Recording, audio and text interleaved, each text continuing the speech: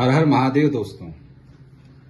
यदि आपके हाथ में कोई भाग्य रेखा यहाँ से राहु के पर्वत से आगे निकलते हुए शनि पर्वत तक जाती है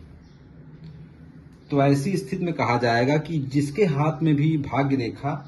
राहु के पर्वत से यहाँ से निकलकर आधे से और यहाँ तक शनि पर्वत तक जाती है,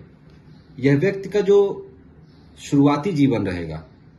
जैसे कह सकते हैं कि 30 साल 35 साल तक बहुत ही कष्टप्रद रहेगा, बहुत सारे संघर्ष रहेंगे। लेकिन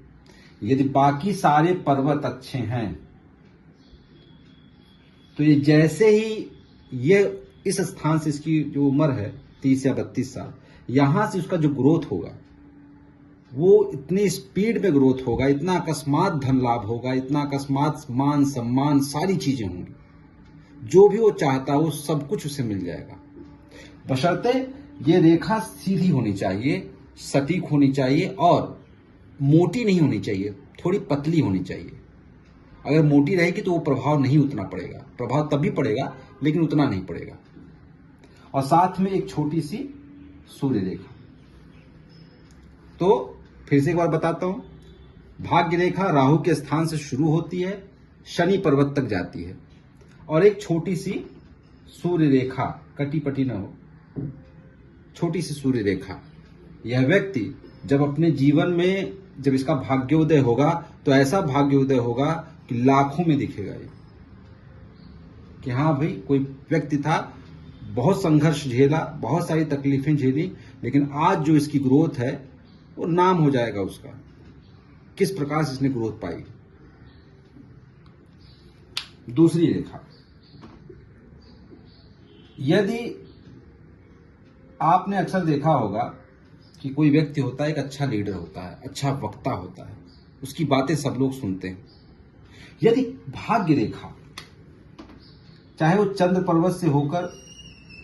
बृहस्पति पर्वत पर जाए या यहां से केतु पर्वत से होकर अगर बृहस्पति तक जाए, दोनों जगह पे अगर यहां से निकलकर चंद्र पर्वत से निकलकर बृहस्पति पर्वत तक जाती है तो ऐसे लोग पॉलिटिकल लीडर होते हैं,